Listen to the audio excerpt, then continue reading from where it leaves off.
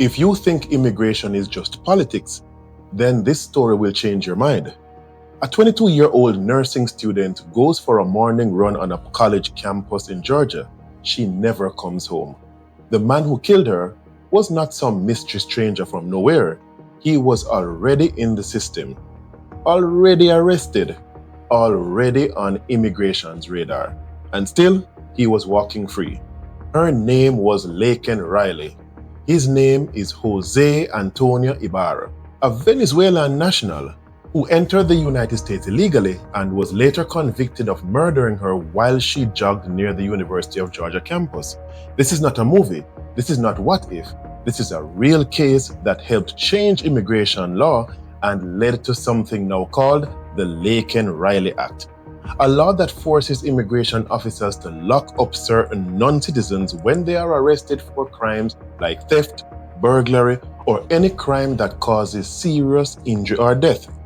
In this episode of the Immigration Crime Series, I am going to walk you through who Laken was, how her ordinary morning run turned into a murder scene, who José Ibarra is, and how he got into the US.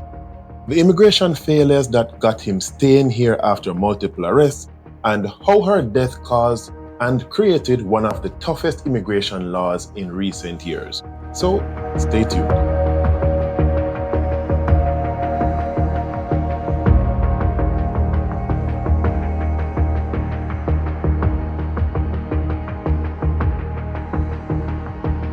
Welcome back to the Immigration Crime Series, where we look at real cases, real lives, and how immigration matters conflict with criminal law, and what you can do to make sure that what you do does not jeopardize your immigration status or the future of yourself or your family.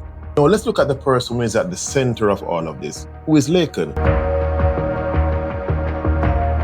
Before we talk about the law and the politics, let's look at who was lost.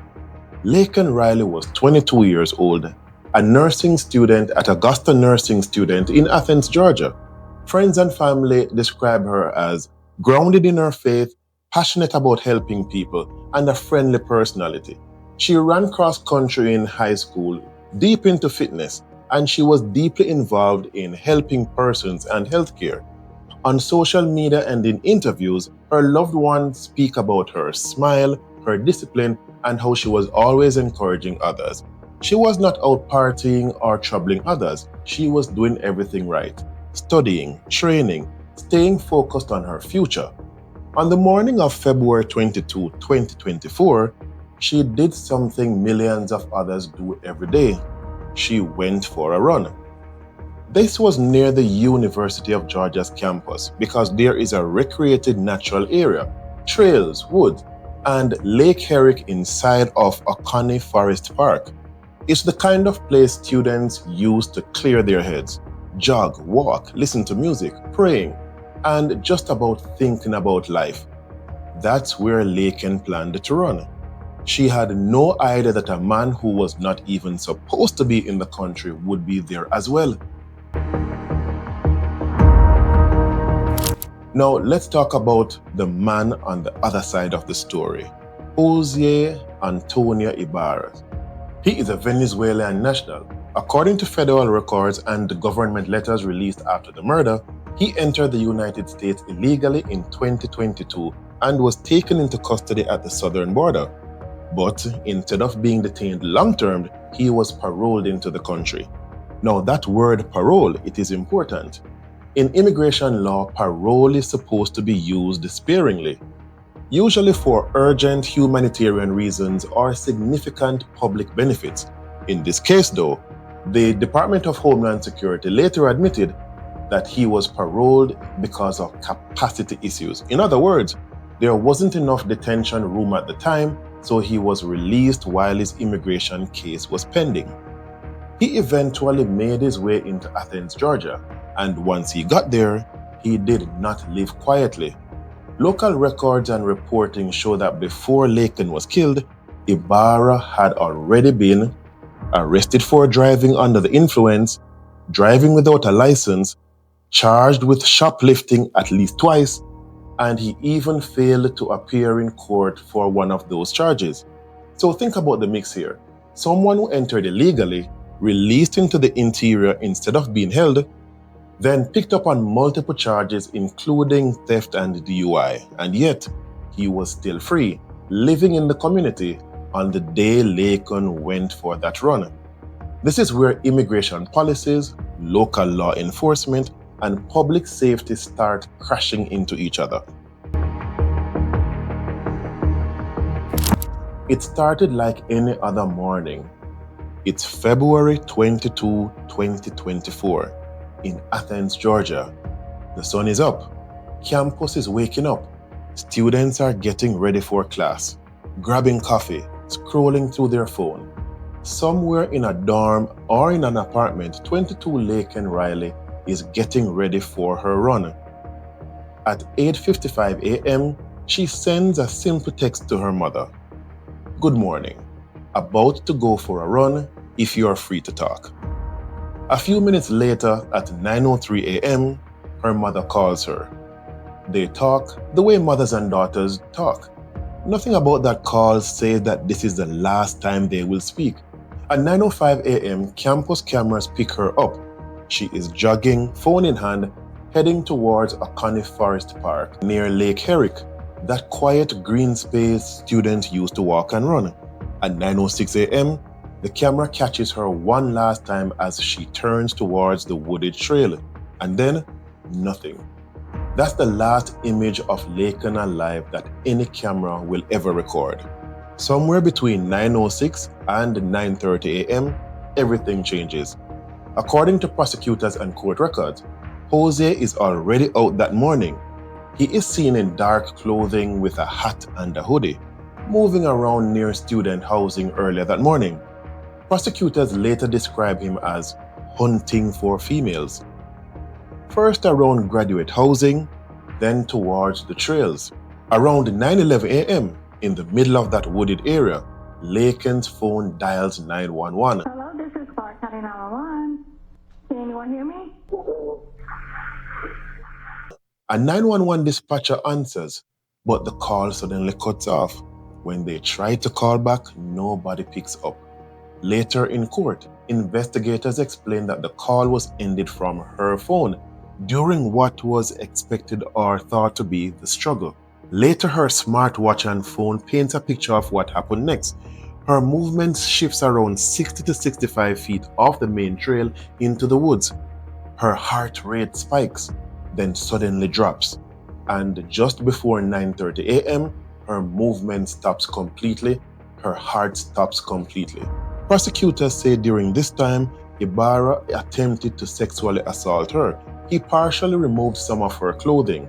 He hit her in the head with a rock, causing blunt force injury and asphyxiation that killed her. They also say she fought back with everything she had. DNA under her fingernails showed that she scratched and struggled against the man attacking her. And while all of that is happening in the woods, her mom is trying to reach her.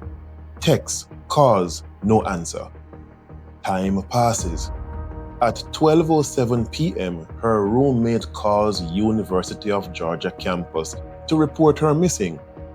She went for a run and never came back. That is not like her. Something is wrong. Police start searching the area around the trails and Lake Herrick. Around 12:38 p.m., University of Georgia officers find her body in a wooded area behind the lake, off the main park, in a disturbed patch of grass. Signs reflecting a struggle. In less than 30 minutes, a morning run turned into a murder scene. By lunchtime, a campus that felt safe was in shock. By the evening, a story that started on a quiet trail in Georgia was about to hit national headlines and eventually change immigration law. From the outside, it might look like police solved the case almost immediately, but from the inside, it was a race against time, details, and the occasion itself. One strange finding in a dumpster is what cracked the case. After police found her body, they locked down the woods and treated it as what it was, a homicide scene. They mapped the area where her body is, where the ground looked disturbed, where the rocks are stained, where shoes and items lie scattered around. Forensic specialists mark every footprint, every broken branch, every spot of blood. At the same time, another team is working screens, not files. They start pulling surveillance footage from cameras on the trails and those near to the lake, those on apartment buildings and study housing, any angle that might capture who might be moving through the woods that morning. Pretty soon, a pattern started to emerge. On camera earlier that morning, a man in dark clothing and a hat is seen lingering near the student apartment. A woman later tells police that someone tried to enter her home while she was in the shower. She sees a man peeking through her window. That moment becomes part of what prosecutors describe as his haunting behavior that day. Later footage shows a man walking near the apartment complex tied to Ibarra. He's carrying items. At one point, cameras capture him at a dumpster. He throws a jacket in, then walks away. That dumpster becomes a turning point. An officer recovers the jacket from inside. It's not some random piece of clothing. It has long dark hair on it, it has blood on it as well, and forensic testing later showed that it had both his and hers DNA together. Then there's the phone. Her phone is recovered. Forensic experts look closely at the screen. Near where you would press to end a call, they find a thumbprint. Lab analysis showed that lab print to match José's, and under Laken's fingernails, there is DNA. Prosecutors say that DNA belongs to José. When officers found him and confronted him, they noticed something else.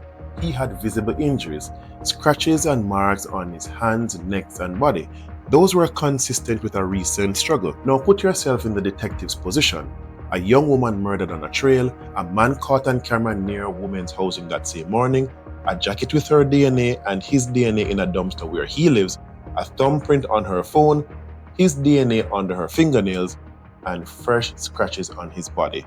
At some point, it stops sounding like coincidence. Police arrest him and charge him with malice murder, multiple counts of felony murder, kidnapping with bodily injury, aggravated assault with intent to rape, aggravated battery, false imprisonment, hindering an emergency call, concealing the death of another, and a peeping Tom charge tied to that earlier incident near student housing.